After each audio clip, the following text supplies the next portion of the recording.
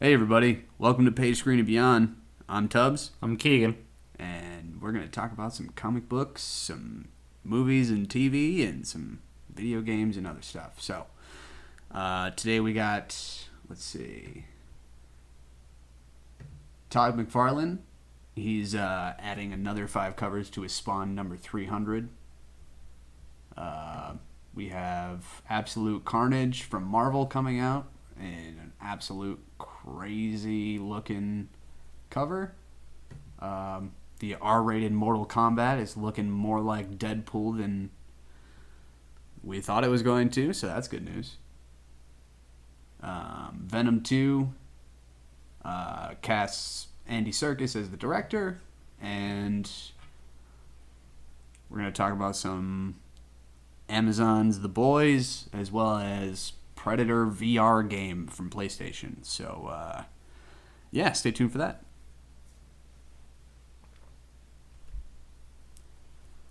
All right, so for the first one of the day, we got Todd McFarlane. He added 5 new covers for Spawn 300, and as a graphic designer, graphic artist, illustrator, I always like seeing new cover art for comic books, and just this one is it hits a special place in my heart because I love Todd McFarlane, and I know that Spawn is coming out soon, so anything he puts out or hints to points to the direction he's taking the movie. So I'm excited to see the different covers they got, and yeah, it's pretty standard Spawn stuff. Looks like we've got a team up of multiple Spawns,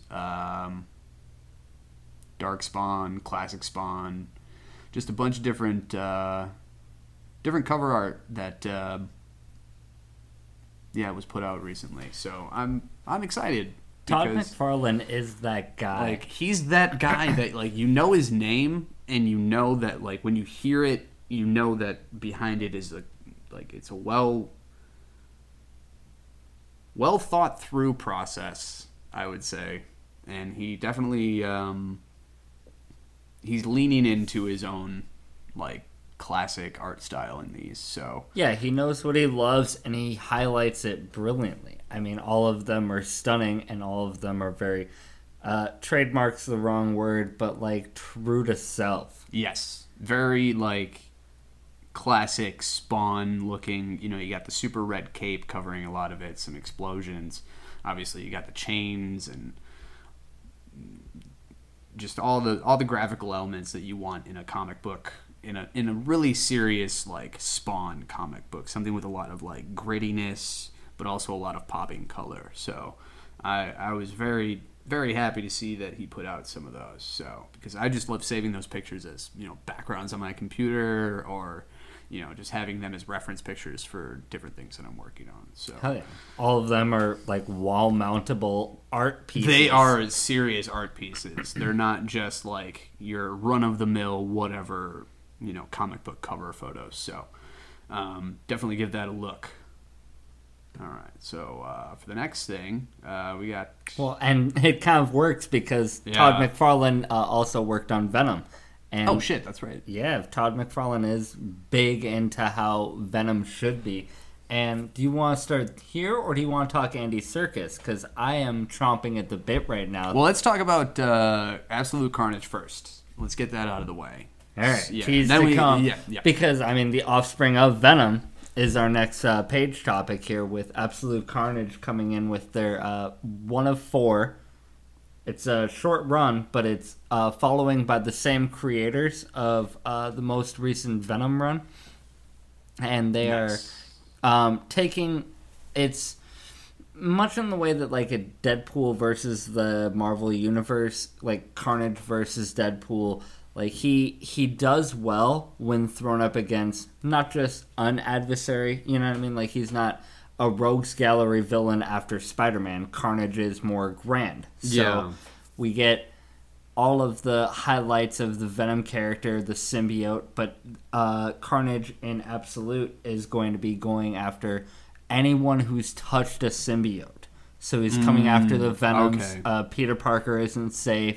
Yeah. If you're following canonically, Deadpool would not be safe because because he's had actually contact Deadpool with. influenced a little bit the Venom persona because of being contact with Deadpool's level of crazy and Yeah. Carnage being the offspring of coming after everyone. Interesting. So It's gonna be a very short run, but I'm excited to see. It's gonna be Carnage. Yeah, as graphic as the name implies, because anytime we have limitless possibility through art styles, the graphicness is able to be fully showcased. I'm excited. I haven't gotten into much of the Carnage comics, but Cletus I'm Cassidy is a almost serious more fan of- heinous than yeah. the symbiote itself. yeah. All right, so next we got Andy Serkis being confirmed to direct the next Venom theatrical release. So, I've always been a fan of Andy Serkis ever since I found out that he was actually Gollum.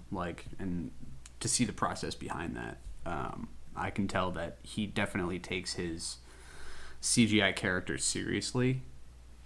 Yeah, it's that And- double-edged sword I'm really looking forward to. Yeah. And I hope, he's definitely, I think, going to have a part to play in the movie. I think he might have his own little cameo. And I always like seeing him, I love seeing him in Black Panther and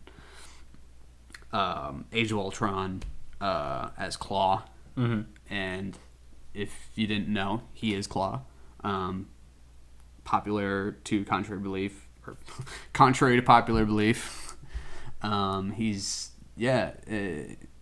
is the Claw character in the Marvel Universe. So he has a very good understanding of the direction that Disney is trying to take characters, and I think that putting him in the director's seat will be a good move. Well, honestly, the double-edged sword I brought up was he has so little directing credits with, Mowgli.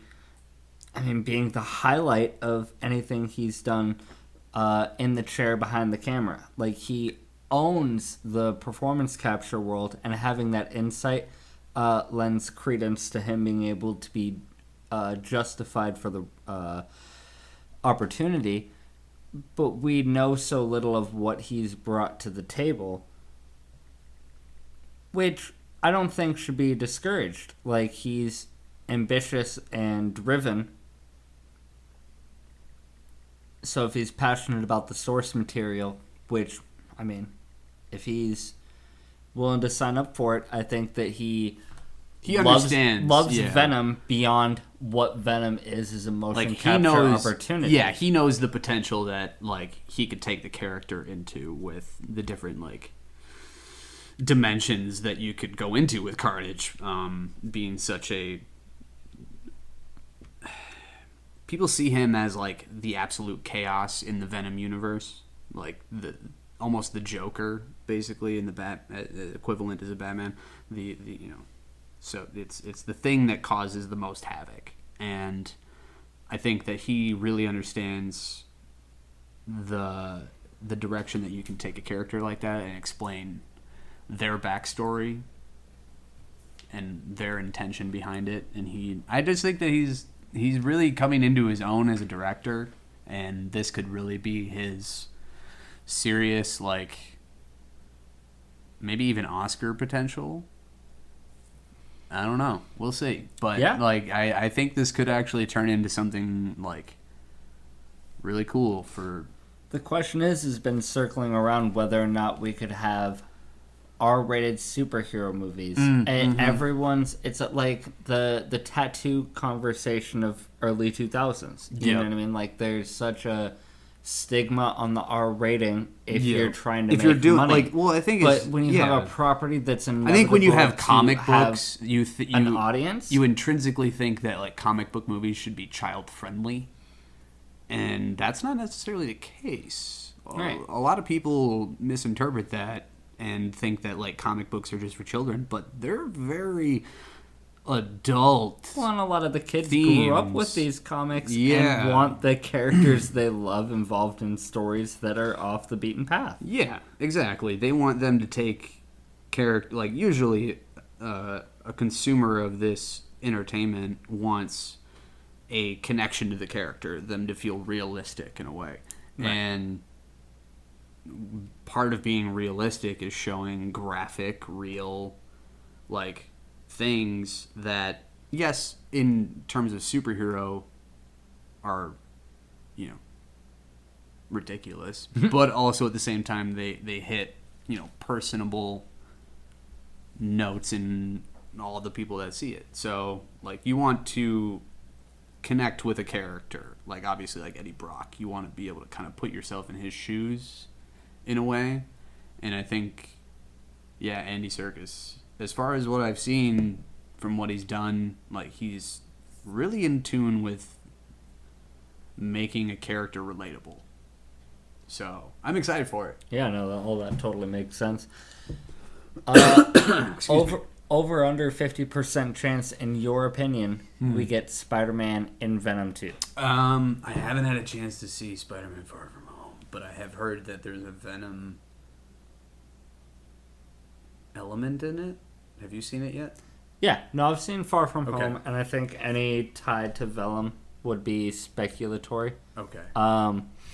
No, I'm just saying, like, because we're likely getting Venom 2 before Spider-Man 3 Yeah. in the MCU or the Yeah. new Sony, Spider-Man. I mean, I didn't see it on the official, like, Marvel lineup for the Phase 4, but it could be involved in Phase 5 with Blade and... So, again, circling Yeah, back around, so- in your opinion, having not seen Far From Home, would you, over under 50%, think that it's more likely that we get Spider-Man in a Venom movie or Venom in a Spider-Man 3? Because, I mean, if Venom 2 does well, they're going to want to have the I webhead think and his... we could, depending on the legality of the whole, Fox Marvel merger or Fox Disney merger, see a Spider-Man cameo in Venom 2 in some way, shape, or form, or at least see like a hint at Spider-Man existing in that universe. Maybe a character from Spider-Man, like, I don't know. Connective tissue. Yeah. What's the name of the guy that was in... That's the head of the news guy. Oh, J. Jonah Jameson, Jonah J.K. Jameson. himself. So I think since Eddie Brock is a reporter of some kind, we could see him interact with him in some way. And that would be... Solid connective tissue. I think that would be enough to connect it. And Oh, no. I mean... If you're doing that for Venom, for keeping... Because I'd like to still have the R-rated Venom conversation on the table. Because Yeah. I think But I if could we're also see having J. an Jonah R-rated Jameson Venom, in an then R-rated there's Venom. less likely chance of having Spider-Man involved. If you have a PG-13 Venom 2, then you're more likely to have Spider-Man involved. If it's going more R-rated, which there, again, as we said, is an audience for, then you're... saving Venom to be coming into Spider-Man 3, which I would honestly prefer. Like, let Venom I'd like do that. his thing, Yeah. and then be introduced to Spider-Man being toned down, because it's a lot easier to censor. Like, what I hey, mean, he's with working with a kid camera now. work or Yeah. censoring, you know what I mean? Like, I think it would be actually better for that because, yeah, exactly what you said. Using Spider-Man as like kind of like a...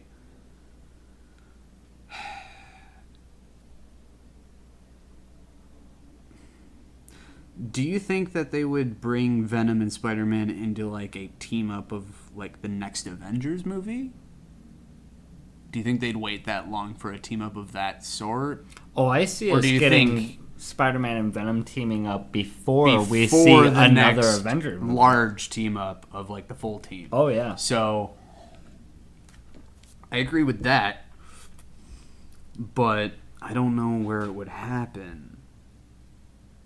It would probably have to be in the next Venom. It would have to be in the next Venom.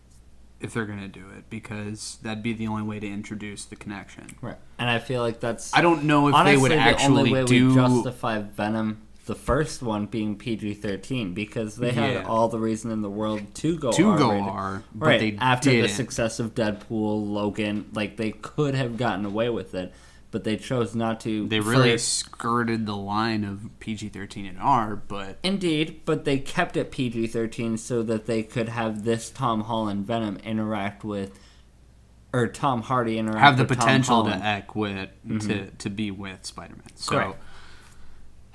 So if we have another PG-13 Venom 2, Venom 2, I'm all right with that if it's Yeah. if it's setting and establishing this but character. can you have a growing, PG-13 Venom 2 with Carnage?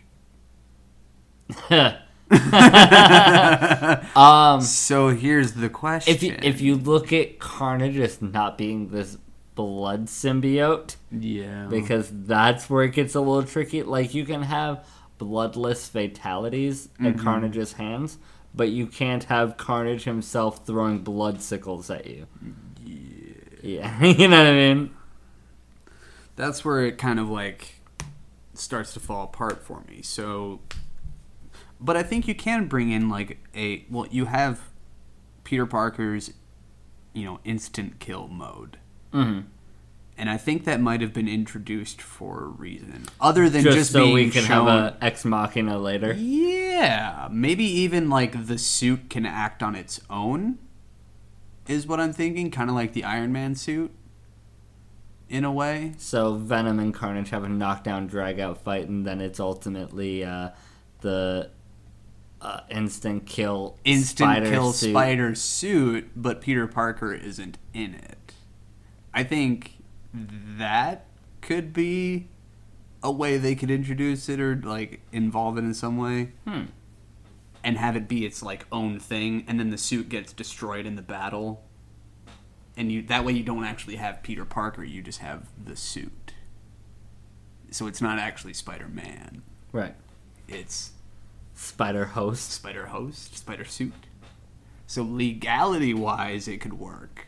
I don't know. That's just my, crazy interpretation of how they could do it. Well, But- regardless of what Venom 2 turns into, having Andy Serkis in, I think we have agreed that we're more excited than worried. Yep, I'm glad they went with him, because I don't know who else. I don't have any other directors in mind that could really pull off. Hey, what's going on, man? That could really pull off like a Venom type movie, other than like the director that already did it. But I couldn't name him to save my life. So that just tells you. So yeah. Next we got the R-rated Mortal Kombat reboot is being compared to Deadpool. So That's such a brief quote, which, like, at face value is exciting, but I don't know if it bears any knowledge into what this movie could be. It's like, okay, well, cool. Mortal Kombat's going to be R-rated. We just it's talked gonna be about R-rated we with a like. hint of comedy.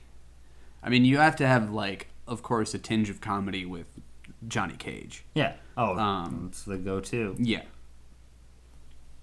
But I do also like the idea of that it being, of course, hard R-rated, gory. There's going to be blood. There's going to be, heads being cut off. Like, they're going for it. There's no way you can't make a PG-13, or there's no way you can make a PG-13 Mortal Kombat. Right. Really.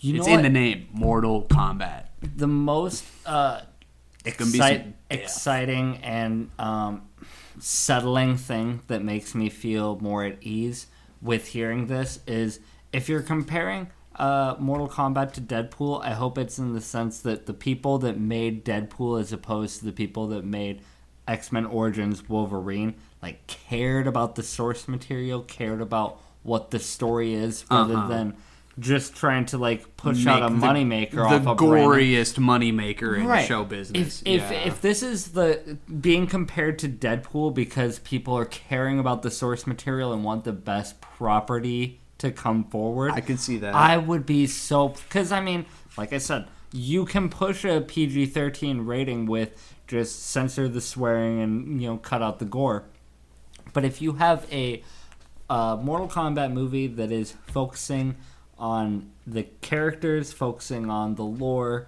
that people have. I mean, who are the diehard Mortal Kombat fans who you're making this movie for, risking the R rating on the fact that enough of them will show up to make it worth it for you. Again, having that comparison to Deadpool, loving your source material only bodes well, in my opinion. Yeah. Doesn't matter how long we have to wait. I look at the Mortal Kombat R-rated movie the same way I look at a new Green Lantern movie. Take as much motherfucking time as you need, because I want the best you are legitimately capable of producing. Like, don't shit out a box office shill. Like, give me the quality that we deserve. We've waited this long. We've long. waited this long for a reboot of this franchise, and with all the like hints that we had back in the day, with that like short clip with it was like the lady from Star Trek as Sonya Blade, and who's that guy who's always in those like random fighter movies? The big black guy. Trying to remember his name. He's like a really big martial arts like dude. Trying to remember his name. Are you talking about Mortal Kombat Rebirth that has Trying to remember. Short film. Yeah. Michael J. White, I believe. I think it's Michael Jai White. Yeah, Is the way I pronounce it. But yeah, he the plays Spawn Jax. himself, as we talked about. He earlier. plays Jax in that little short film. And Rebirth is gold, and the dude that did that got an opportunity to do a web series. I think he's actually working on the next Mortal Kombat. Was going to be. That's the thing is, man, and that's the one talking about trying to have a name pulled out from under you. He made the web series Legacy, and Legacy has 2 seasons that, I mean, for what they are gold. They're R-rated interpretations. Yeah, check out Mortal Kombat Legacy. It's R-rated interpretations of very short stories based off of the characters in the MK lore. Mm-hmm. And he was set to do the new Mortal Kombat movie, but due to either creative differences or time lapse, whatever may have you, I don't think he is currently the one that's attached to work on the new R-rated He might be like Mortal a creative movie we're referring to. Yeah, he might be like a creative like asset, someone to help.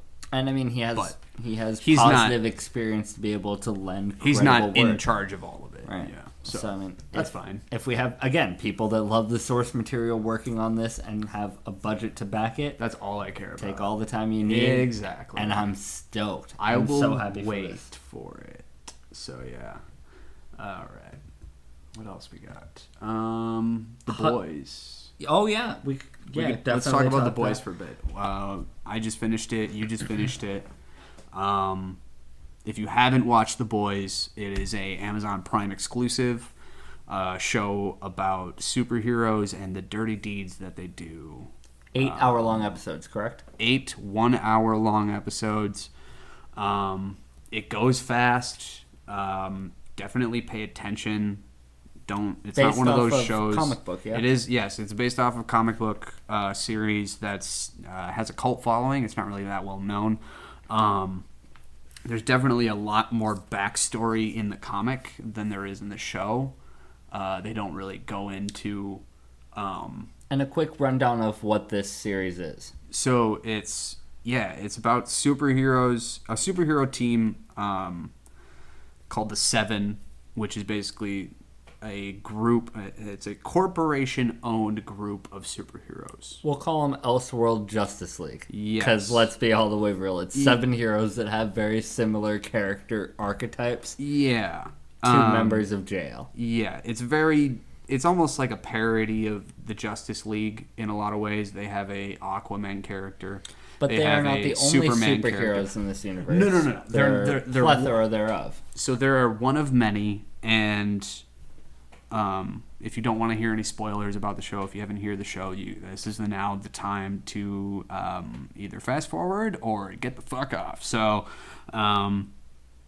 so they are basically the superheroes are as children, as infants, injected with a serum called Compound V. Compound V, and they are made into superheroes. So they're not born super necessarily. They are injected with some sort of compound that awakens a sort of super in them. And it seems that their parents either were, faced with the... I feel like that was unclear as far as how many of there were voluntary. Because you could see Starlight's mom totally signing her kid up for that to fulfill her... about it. Right. She was very much about it, and I think that was... But, I mean, was that everyone's parents? But was I think... that A-Train's parents? Was that Homelander's parents? Something they, get into... Well, what I heard...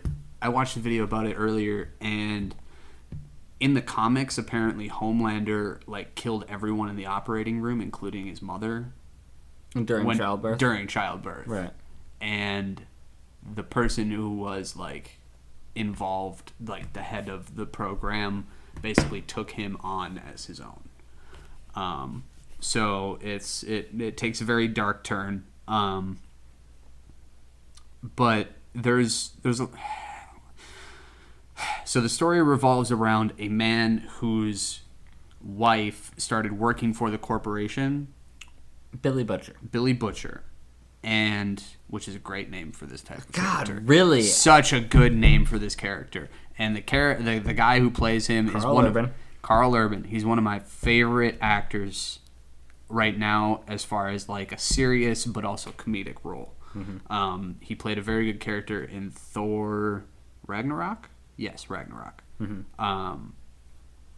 And the execution. I love him and everything he's in. Oh, he was a great Dredd. And great Dredd, and just one of my top favorite, not high actors, but one of those actors that you see and you're like, oh, I fucking love that guy. He was also in Chronicles of Riddick, which I also loved. Oh, Flacco? Yeah, Flacco. And he definitely he kills that character, pun intended. And he the story revolves around his wife basically having an affair with Superman, more or less, and she gets pregnant and then disappears. He words it as a rape. I don't know how much of the affair is on him, or that hasn't been clarified. Butcher says he raped her, but at the same time, Homelander said that she came 3 times. And then there's the video proof. Homelander's also a very gross motherfucker. The video proof was her entering and leaving the room. No. Yeah, we don't know exactly what happened. Exactly, whether it was more, on her or on him, and that's a completely 2 different sides of a conversation. So, like I said, if you don't want to hear any kind of spoilers for this, now is the time to leave because I'm about to talk about some comic book stuff. So, oh no, my spoilers. This is now your spoiler. So, I haven't read the comics. In this video that I watched earlier, it briefly talks about the origins of Black Noir, and apparently Black Noir is a clone of Homelander. He doesn't have all the same powers, but he has the equivalent strength. He can't fly, he can't shoot lasers, but he can basically beat the shit out of everyone, including Homelander. And that's apparently why he's covered in all black, because he's always been the second best and kind of just working in the background. The shadow. And then you kind of get into... That leads you to believe that Black Noir might be a failsafe weakness for Homelander. Oh man, speculation train is so far abound because... Yeah. I mean... Because I'm really interested in Black Noir because he's just one of the... obviously, he's the He's the character that does nothing the whole series except just stand there and then beat the shit out of this one Asian chick. Kimiko. Kimiko. You throw some respect on Kimiko's name. Fuck you mean. Kimiko. Kimiko is a very important character in this show. What is your take on Kimiko? I mean, she's setting aside like personal preference of she's all the right types of crazy. Yes. She's also a very empathetic character in just trying to get back home to her brother. Like, Yes.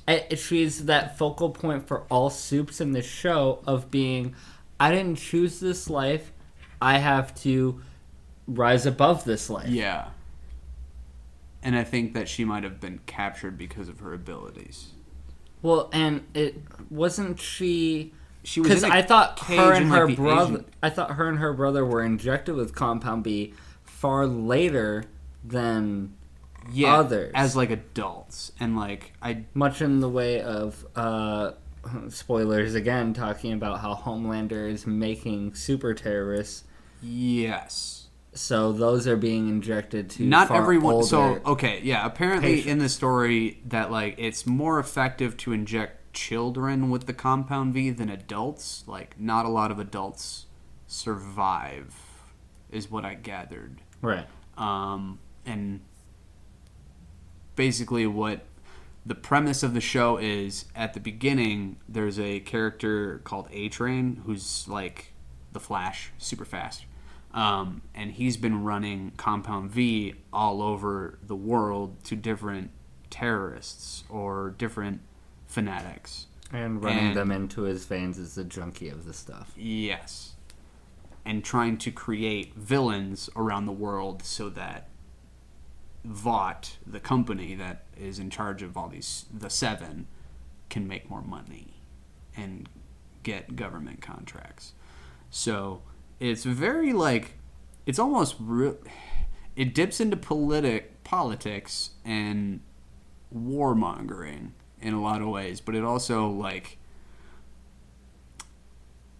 in a way, it's almost kind of, I feel like it's almost kind of like House of Cards, where you kind of see people getting like manipulated back and forth into doing certain things for certain people, and then there being twists and turns and Oh yeah, everyone is always getting emotionally or physically manipulated. I mean, very to uncomfortable degrees, which, Yeah. from what I've heard about the comics, is the show being a much milder take of. Yeah, the show definitely reins back a lot of like the more graphical parts that are discussed and gone after in the comics. So This could be a controversial take. and that's saying something too, because the show is extremely graphic. I'm gonna stand on this opinion, and people could argue with me to their heart's content. I think that this season, and I mean, I'm not saying show, but season, was very front heavy. Yeah. Like, we got a lot of the best of this show. In the first half of the show, but also in the trailers. Like, there were a couple moments that I was like, man, I wish I hadn't seen that in the trailer because it was so cool in the moment. But a lot of it is very front heavy, and then the back end is kind of setting groundwork for next season. Which, I mean, if you're able to tell a complete story in a season and still be able to lay the brickwork for what's to come, good on you. But I'm saying, like, in my personal opinion, I loved this season throughout. But man, they came out the gate swinging with what They did, this show yeah. expected to be. Yeah. And then gave a lot of, like, emotional kind of socks to the chest Yeah. as the season went. It And I mean, definitely still builds up. Well, I think what set they the footwork. what they wanted to do is kind of like hook you in with a lot of like the gore and the ridiculousness of it, because it is going to be like anything dealing with superheroes, you know, In an R-rated sense. being bad people, basically being villains.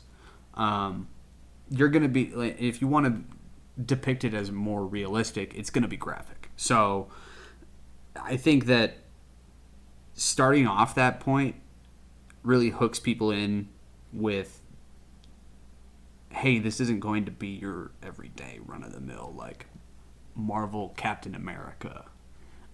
This is going to be, you're going to see people's eyes get burned out. Sets the expectation. You're going to see children die. Sorry. Off-screen implications of dead children as well. We're Amazon Prime. We can do whatever the fuck we want. So we're going to show everything, including there is not a single boob in this show, but there is so much man butt and a little bit of man dick. Oh, there's a couple cocks. There's a couple cocks. No vaginas or boobs. Oh, I didn't even notice. I did. I see, and that's where like it's R-rated. Nudity's nudity. That's why I'm on that PG-13. Like, fine. There like, is some whatever. full frontal male nudity in that. I mean, yes, it's an invisible guy, which I get. He's like being a perv in a little bit of a way, but at the same time, I need to be balanced out with some boob or some full frontal bush. If I'm going to be honest, that's totally you're right to have that take. But I realistically, anything short of penetration isn't pornography. I agree. So if you're showing males in the show rather than females, I mean, with how graphic the comic material was, I'm just glad that they didn't go way more unsettling than seeing a couple cocks, because I could have been made to feel way more uncomfortable with what this source material brings to the table. I agree. Gut churning, no thank you type shit. Yeah. Well, on that note, gut turning. Predator. We're all familiar with Predator. The classic, I ain't got time to bleed. Get to the chopper. Get to the chopper. No! Predator is getting a VR PlayStation release. Gameplay looks dope. Gameplay looks good. It looks fast paced. I was worried that it was going to be kind of one of those slow VR games, but they really picked it up with the pacing on this one. This looks like the first like real, like we're in the future VR game, like first person shooter more or less. Right. Well, I kept trying to like look at the trailer through a different lens because it's the trailer like is a cinematic trailer. Well, you're looking at the a gameplay screen, is a different thing. Like you're away from you with other things in the background or foreground image of something that's wrapped around your eyes, and when you look and turn your head, like, you're so much immersed in this. Yes. So I'm trying to look at something that's on the screen and imagining what it looks like being wrapped on up your in it. Head. Right. Yeah. And for being, like, this being graphics for a VR game that's wrapped around your head, crisp, clean. I would say, like, for a VR game, this looks great. Yeah. Very fast. Like you're saying, fast. You were mentioning exactly what I want for a Predator game. You're killing Marines that are in the jungle. You're hiding. You're using your thermal vision. You're traversing through the jungle and trees, type of thing. But one thing I noticed was it looked like there's going to be some pre-animated assassination actions. So you're going to be able to like go through the jungle and like throw your arms out and stab people with your arm knives, your Predator arm knife things. But there's going to be like prompts to perform assassinations or certain types of assassinations. And I like that. That's definitely like, that's good. But I want to be able to grab someone's head and pull it off. You're feeling like it's a half a VR experience. It's like 75% of VR experience. The 25% is like the addition of your arm movements affecting your character's arm movements, which is not a small thing. Pressing buttons. You're playing a game that's in two different hands, but you're still like having to press buttons. Yes, I totally understand wanting more fluid. I'm not waving. That's the thing is I don't want people to arms. think. I don't want people to think that I'm complaining necessarily. But addressing. but addressing that as a reality. Like, I've played VR at PlayStation on my brother's PlayStation a bit, and I've played like the light sword DDR game, and I've played a little bit of the other ones that come with that game, and I know we're not at the point where you like. There are some VR setups where they can monitor or they can sense like all your individual like finger movements. Dexterity, yeah. Yeah, and I know that there are companies working on that, but it's not quite there. You know what I mean? Like it's still kind of in that like A frame that like that first like it's a good stage of VR, but it's not quite like super immersive. Right. It's still immersive where you put on the VR headset and the headphones and you're visually immersed, but you're still holding on to controllers. Right. You have a idea in your mind of how good it could be, and it's frustrating that you're at the point that you're at. Like, but I'm glad this is like leagues where it's beyond at, where what because it I was. know that with eventual hardware advancement that these games will get more and more what I think they will be. Right. And I'm excited to see that like this came out and that this is coming out. It makes me really want to buy a PlayStation and VR headset even more. But you also have to be hungry for the ambitions of the future. And I also like, don't want to buy it and then play through it in like 3 hours and then it just be done. Right. And there's not a lot of playthrough value because then I just spent, game prices. A bunch of money on something that I just played 3 hours of. You know what I mean? So, other than that, I think it looks great visually, and I think it's a great step in the VR world. So, I'm excited for it. Anything else you got for Beyond? Yeah, I wanted to talk about it last week, and we had plenty to discuss. But since we have a brief moment, I'd love to discuss Digimon Survive coming out next year in 2020. Okay. I mean, everyone's hyping Sword and Shield as they should be, and it's a little bit further past the horizon because we have this year for Pokemon Sword and Shield, and this Digimon game is next year. But Bandai Namco game that is the highlight for this with we talked about Detroit before and games like that Heavy Rain, Beyond Two Souls, you know what I mean, the choose your own adventure. Yep. This is, with your lovable digital monsters, a survival game with the human characters. Okay. So through the course of this... What console is this for? It's actually coming out PS4, Xbox One, Switch, and PC. So everything. Nice. Literally all the things. Everything except but VR. Yeah, VR and mobile. So, okay, cool. Yeah, no, and I mean...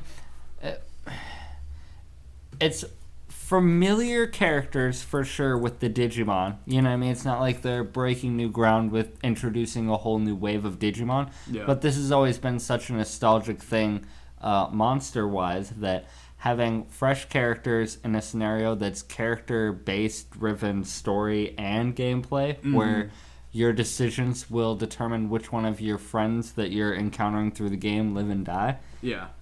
It's very much like Until Dawn. But with your, digital world companions, all your Agumons and like all the Digimon you know and love. So, I mean, we still have a ways out because it's 2020, so we don't know as much as I'd like. Sure. Like the Bandai Namco, it's being developed by Witchcraft Games.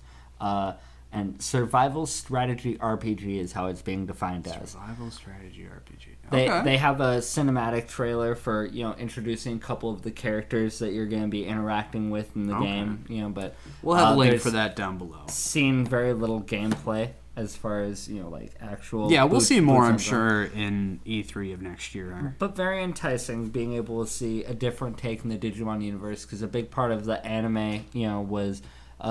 Doesn't matter the monsters you have, it's very much a human-based character story. Yeah. So being able to have that translate into the games, I feel like will give a more, A, replayable, and B, impactful gameplay experience. Yeah. And I've always wanted to see Digimon go to, like, the console. You know what I mean? Rather than just being, like, a turn-based card game that's made into a mobile game. Right, or your Rumble, you know what I mean, like Yeah. action-based games. Yeah, I've always wanted to see like a Pokemon version of Digimon, more or less. Yeah, so Alright.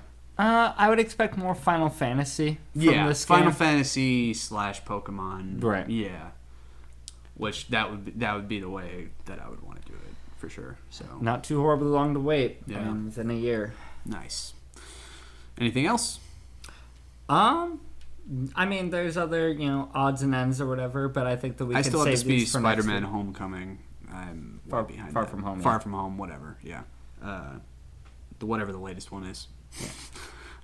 We'll talk about that next week. But yeah. Anything else? I have two that I want to touch on that we could expand more on later. Yeah. Check out trailers before you guys catch back up with us for Honey Boy and Bloodline. I'll have them. I'll have the links in the bio below. Two movies I'm really excited to touch on when we have a little bit more time, but I think that, we're getting to the point. Good time to wrap it up.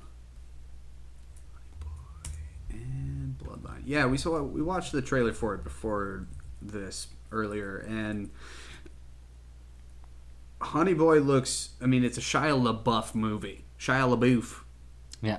It is a Shia LaBeouf movie, like his movie. Autobiography, right.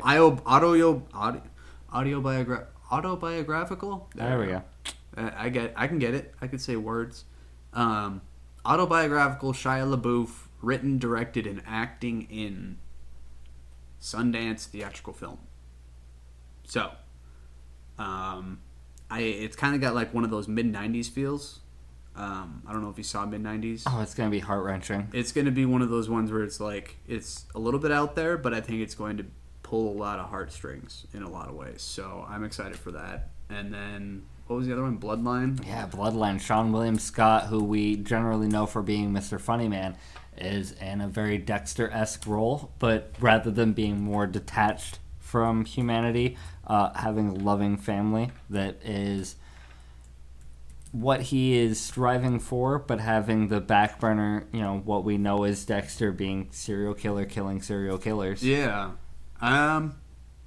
Simple enough on paper. I love but Sean looks William Scott because intense. It's Blumhouse, so I mean, I love everything he's in. I love Say it. Blumhouse films. I love Dexter style serial killers where like they're doing the right thing, but there's also a grittiness to it, and I love those types of stories. Yeah, I very soak that enthralling. shit up.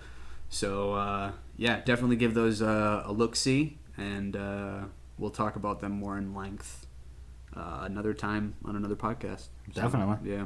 It's been funny, guys. All right. Be sure to check out our Facebook, Instagram, Twitter, and of course subscribe, and be sure to click that bell down below for our YouTube page that you see here. All the things that we talk about in this video or in this podcast, you can check out the link for down below, and we'll catch you in the next one. I'm John Tubbs, Yeah, I'm Keegan. Thanks, guys. and catch you in the next one. See ya. Peace.